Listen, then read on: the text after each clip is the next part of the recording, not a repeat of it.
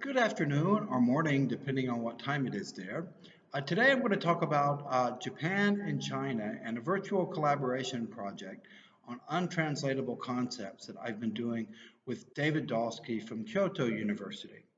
Next slide, please.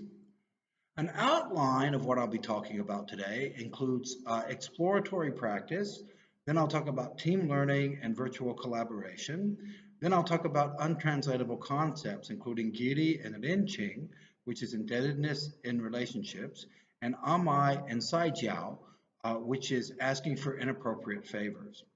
Then I'll talk about conclusions. Exploratory practice, or EP, comes from Dick Albright, that it deals with the quality of life and not just efficiency. And so it also deals with the quality of learning and not just new and improved ideas. That one has to take into account the social nature of the mutual quest for understanding and make learning fun, because when learning becomes fun, it increases the quality of life and increases the quality of learning and teaching. We also use team learning and virtual collaboration as part of this project. So we made an online virtual project between China and Japan using Edmodo, which is an online learning platform. It's free and has millions of users worldwide. And we use Japanese and Chinese groups in first year academic writing courses. And the students would communicate with each other online, and they would share writing samples with each other, and they would discuss these untranslatable concepts from their own cultures in English in order to try to see if they could make some kind of translations. The concepts that we looked at, which are these indigenous psychological concepts, included Japanese giri and Chinese renqing, which is this indebtedness and relationships, and Japanese amai and Chinese saijiao, which is asking for an inappropriate favor. So Chinese renqing deals with interpersonal relationships. It often is seen as gift giving as one manifestation of this. And the Chinese remarked that the Chinese like to give very expensive gifts. For example, cars. One of my colleagues just got a car from his parents for Spring Festival.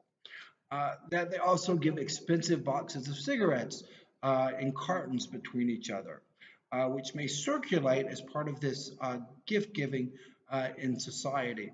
The Chinese remark that perhaps this has become mainstream now because during the Cultural Revolution, maybe they were very poor, and so now they want to show that they have money. They want it big and they want it expensive.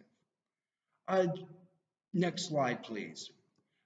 Japanese giri is a similar concept. It's how you deal with indebtedness in society, that they give gifts also. And however, in Japan, gifts are given at particular festival days. They often have set monetary value.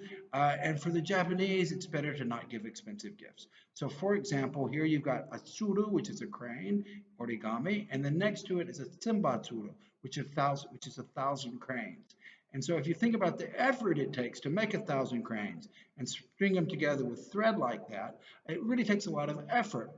And when you get one as a gift, it really has a lot of meaning. However, the monetary value isn't very much because it's just paper and thread. Saijiao is used in China to refer to couples, and usually it's a woman who pouts or acts like a child in order to get her way or to get something out of her boyfriend or husband. And here you see a picture of a woman pouting, and so she's trying to get something out of the guy. And this is considered appropriate behavior when you're asking for an inappropriate favor. Uh, the Japanese have a concept called amai. Takeo Doi talks about this in his seminal work, The Anatomy of Dependence. And he talks about how Japanese are dependent on each other, and you show loving relationships between a husband and wife by acting like a child. Only for the Japanese, it's normally the male that acts like a child, and then the wife indulges him by letting him act like a child. And so they have the same concept, except for the Chinese, it's the woman who acts like a child towards the male to show love and affection.